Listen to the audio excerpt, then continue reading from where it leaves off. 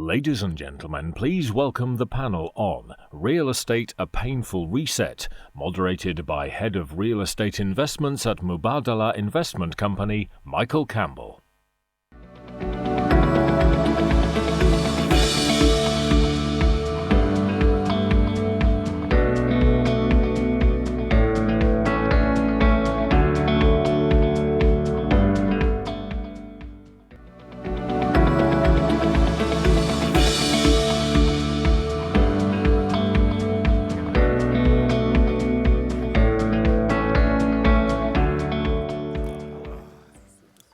Good morning, everyone.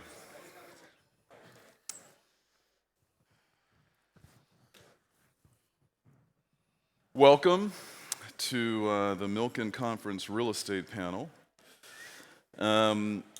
We've got an interesting title for you today, Real Estate, a Painful Reset. Despite that title, we'll see if we can make it a little bit more uplifting than that with our panel here today. Let me just give you quick introductions. First, Jonathan Goldstein. On this end, co-founder and CEO of Kane International. Don Mullen, founder and CEO of Pretium. Kate Richard, founder, CEO, and co-chief investment officer of the Warwick Investment Group. Hussain Sajwani, who is the founder and chairman of DAMAC. And David Steinbach, who is the global chief investment officer of Hines. We're going to jump into this. The description of this panel is a little bit specific, very focused on residential. We're going to have a much broader conversation, we hope, both global as well as with respect to sector, to keep it interesting. And so I think the place that we should start is what we've all witnessed here in the way of macroeconomic turmoil for most of this calendar year. We've seen unprecedented inflation that we haven't seen in the last 40 years or so, interest rates that have gapped out by some 300 or 400 basis points, depending on where you are, and the turmoil that has driven into our real estate markets has been felt by us all. So I'd like each of you, if you could, to talk about what you're seeing, how it's affecting your region, your country, your business. Within the context of that, why don't you tell us a little bit about what you do, and let's just get into it and turn this into a nice discussion. Jonathan, you want to start? We'll just go down the list, go down the line. Oh, thanks for the hospital pass. Good morning, everybody. It's wonderful to be back in Abu Dhabi. Whenever you come here, you get innovated by the energy and the amount of development and the expansion, which is so impressive to see. And in some senses, that's a much more positive backdrop than maybe we're seeing in Europe and certainly in the UK and others are experiencing in the US. I think that we can, there's no point me telling you all about the shocks that the system's seen in the last 12 months, exacerbated by the dreadful situation in the Ukraine. But I think in some senses, from a real estate perspective, we need to just take it back to fundamentals. And there is no doubt that 2023 is going to provide some painful situations for a number of people where the ultimate bedrocks of real estate have been ignored by people over years. And ultimately, the property is a long-term business. Real estate is a long-term business, where you need to have the right real estate in the best locations with good cash flows. And those situations will survive and thrive potentially within dynamic markets. And where you're not in those situations, you're going to struggle. And of course, we are all now seeing and will begin to see through in 2023 as particularly loan arrangements mature and expire, that the refinancing capabilities in the marketplace are going to put a lot of people under significant pressure, because a 200-300 basis points hike on most assets is a significant drain. So I think the biggest challenge that people are going to face in the next 12 to 18 months is going to be that reset of loan arrangements. And I think that where you have quality real estate, I think that you just need to ensure that you have the right cash flows to match through it. We've got a number of situations within our own portfolio, and in some senses, speak to both angles, but in Florida, for example, you know, we continue to have a very, very strong run.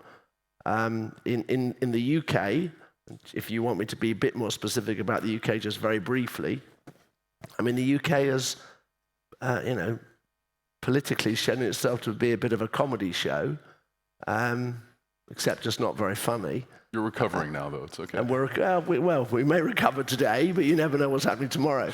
And that's exacerbated the current situation we're in. And so I think in the UK terms, we have a very difficult 24 months because we now have a Conservative administration. Today, they're announcing a financial statement which is going to increase taxation across the board, across all society. And there's no doubt that the experiment of the previous regime has exacerbated the economic situation in the UK. So I think that that's what I say about good and bad, in good localities, bad localities.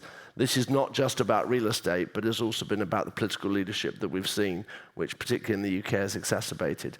So I could probably speak for the hour, and I'm not going to. But my conclusion would be, it's going to be a tough period, but if you've got the right real estate in the right location, and you've got yourself properly financed, you'll be okay. Unfortunately, there's going to be some fall-offs on the side, particularly in loan financings and maturities. Fantastic start. Appreciate that. Don, can you add any context for us? Sure. On? When I think about real estate in particular, I harp on your comment about fundamentals. So we're in a period of short to intermediate term volatility built around interest rates and inflation. But the fundamentals, if they've changed, they only increase the need for the type of real estate we focus on, which is U.S. residential real estate. If you look at household formations during COVID, home construction, we started out with 4 million homes short in the U.S. We end up 1 million homes short on top of that after COVID. The obvious need because of household formations, the increasing preference for the hybrid workplace creates an increasing need for space. And so while increasing interest rates and high mortgage rates will put a short-term slowdown in demand for housing in the U.S., the fundamentals still point to much greater demand than we currently have homes in the U.S., nor homes under construction. So when we talk about, as you talked about, fundamentals, we look at those fundamentals and look at near-term volatility and say, this is a great entry point. The opportunity to invest today, while interest rates are high, we have confidence that we'll see inflation tamed in the intermediate term. Spreads are extraordinarily high, so mortgages have more than doubled, though in the last couple of weeks we've seen some decline in mortgage rates. We think we still have a population home mismatch, as I said, of almost 5 million at this point. And so with home builders suffering with high inventories during a period of this volatility, we think it's an extraordinary entry point for people who want to invest in the space. So I probably should have done a better job introducing myself. I apologize for that long-winded intro comment. Pretium is the largest homeowner in the United States, one of the early entrants in the single-family rental business. We have 90,000 houses across the Southeast and Southwest. And we see demographic migration still in the U.S. from the northern cities, the gateway cities, the San Franciscos, the New Yorks, the LAs, into the places like Phoenix and Jacksonville, places most of you probably never even heard of. You know, Tampa growing incredibly strongly, while New York and San Francisco is waiting for the last person to leave to turn out the lights. So it's a very different United States today than it was pre-COVID. And the reason in large part is millennials getting into their household formation years. There's going to be a 20-year trend over the next 15 years left of that 20. And we'll be seeing them looking for single-family homes in the suburbs, particularly farther out than they ever did before, because with the hybrid workplace, they're only commuting 2 days a week in many cases. So we find it a great opportunity. Fantastic, and important to point out, that that phenomenon that you're seeing, that dynamic that you're seeing in residential is not just specific to the U.S., given what's happening with rates. We UK, definitely, Australia, there's some continental countries as well, as in European continental countries as well, that are seeing the same, which we'll get into. Hold that thought. Jonathan, apologies. Do you want to just give a quick intro of Kane? A minute? No? Okay, good. that's That the was your first time I've last heard chance. somebody You're not going to get a chance refuse to the do it opportunity now. for a commercial. You've missed. Okay. Kate, would you like to follow on with Don's comments or to Don's comments? Yeah, I'm Kate Richard. I'm the CEO and co-CIO of Warwick Investment Group. We invest in real assets, both in the natural resources and in the real estate space. And the majority of our real estate focus is the UK and Europe right now. I would say, I think it's important to think about what's happened and how long ago the GFC actually was. It's 15 years ago. And there's an entirely different leverage structure that's been built over that time. And when you think about the banks coming out of the GFC, there's been so much griping and groaning about Dodd-Frank, but what Dodd-Frank basically did in some of the insurance regulations, both in Europe and the US, was limit lending to something like 50 to 55% of asset value. So this non-bank market, which the Fed calls shadow bank market, of private equity, hedge fund, a lot of us in the room probably warehouse facilities, syndication market came in to fill that 25% gap. And so when we look at today versus the GFC, there's 300% more leverage in the system. We're starting from much lower interest rates, and there's a non-regulated banking sector that has the majority of the risk. And most of the sensitivities that were run on the banking side were for a 25 or 50% increase in interest rates, not for a 100% increase in interest rates. And what the entire financial system is designed to do, as we know, is turn time into money and turn risk into money. And in GFC, the issue was with credit, and it was with the borrower. Because of ninja loans, no income, no job, no assets, you can get a loan, and because of mispricing of asset value. This time, it's actually timing. Because if you're lending at a 2 to 3% interest rate for 30 years, does anyone think that's an acceptable rate of return? No. And so what is everybody doing on the back end? Leveraging. So there's a lot of leverage in the system. And one thing that I've heard a lot in the last 2 weeks that I haven't heard since the GFC is a lot about turtles standing on turtles, which I guess goes back to the myth during antiquity that the world was flat and held up on turtles. And that's a good analogy for thinking about what's happening in the system. Because when a bank lends you 50%, they turn around, that's a bank asset, they borrow against it, that group borrows against it, that group borrows against it. And so the mismatch in terms of timing of liquidity being needed, if you're not getting paid back as loans mature, is the fundamental issue. And that's why in the UK, for example, we see that secured lending is markedly down, but not yet at COVID or GFC levels. And I think it's very easy to say mortgage rates are up 300%, but that means that someone that was paying £500 a month is now paying £1,500. Or if you were paying £5,000 a month at the upper end of the market, now you're paying £15,000 a month. And this creates real stress in the system for borrowers who owe money to lenders that we're expecting to get paid back on time, who in some cases have daily liquidity risk because of borrowing they've done in the repo market. So I think the fundamental issue here that we have to look at is timing. And then the question for allocators or investors becomes, what's the point to go into the market? And how do you price assets when there's such large tail risk? Because I can make a cogent argument to you that cap rates should go to 3% or 7%. And we can make cogent arguments that the Fed and other central banks are devoted to fighting inflation, or not really devoted because they need to let inflation run to deflate away debt. So I think these, the spread of tail risk and the divergence of outcomes is what's so challenging right now to price assets in the market and to figure out how to get in. We think there are opportunities. We play in a smaller cap part of the space because we find more illiquidity and more arbitrage there. But I think this is a cool time to invest, and I love it as a former macro person, because the macro and the micro matter so much more than they have. Because for the last 15 years, that macro just helped you. Cap rates compressed, interest rates went down, asset management wasn't as critical, and now asset management is totally critical because the beta of the market has moved against you. Very helpful. Thank you. Hussain? I'm the founder and the chairman of DAMAC Property. We have been in business more than almost 25 years, delivered 42,000 luxury units in Dubai and in 10 different cities around the world. We are today proudly just delivered our 50-story tower in London. We have projects in Toronto, Miami, and 7 other Middle Eastern countries. I won't bore you more about selling DAMAC to you. I think there is a team who does a good job from that point of view.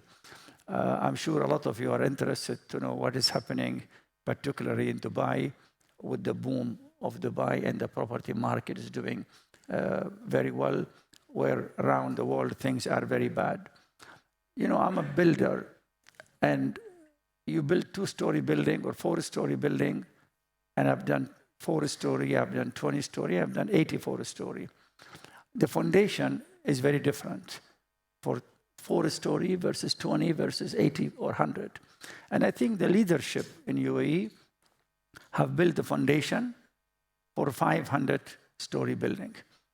And the foundation is not only roads and bridges and security and safety, is the feeling how you live in this country.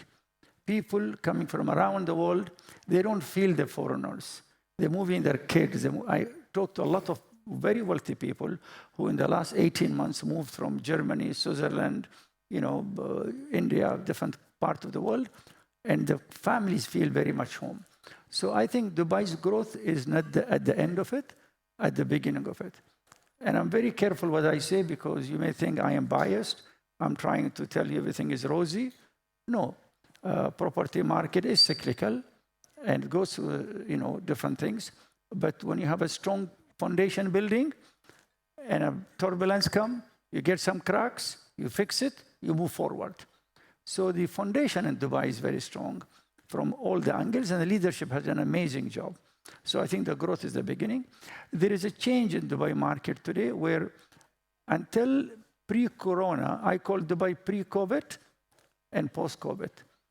Pre-COVID, we attracted a lot of people other than investor, but people who come to live in Dubai, they were from the Middle East, Asia, maybe Africa. So India, Pakistan, Iraq, Iran, all those countries where they have challenges in their countries, they used to come and make Dubai as a base.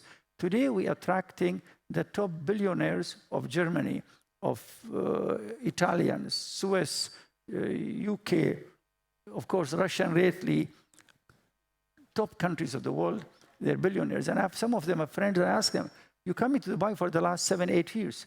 What changed your mind? They all scared from the taxes in Europe. They all feel Dubai safe and secure. During COVID, they came and made Dubai as a home because the school wasn't the issue, was online. That was a big help. And then, honestly, the Zoom, the video conferencing made a big difference in the last 2 years. They can do a lot of their work. So we are at the beginning of different boom of very high-end luxury going to Dubai. Now, of course, there are challenges. Dubai, in my view, the coming 10 years, going to be one of the most expensive cities in the world. It's already expensive and going to get more expensive. I mean, you try to book a restaurant, and any restaurant in Dubai is at least 30 to 50% more expensive than London. Now, when I go to a restaurant, it's more, it's 100% because my kids eat too much. That's a different story, and over-order, and I fight with them. But prices in Dubai, in a basic things, more expensive than London, more expensive than Paris, okay, more expensive than New York. So the city is going to be more expensive. There is a huge demand, especially on the luxury goods. The city is going to have more traffic, already started, and going to get worse. And 20 years ago, 10 years ago, we had traffic, but the city was building, so they could find solutions.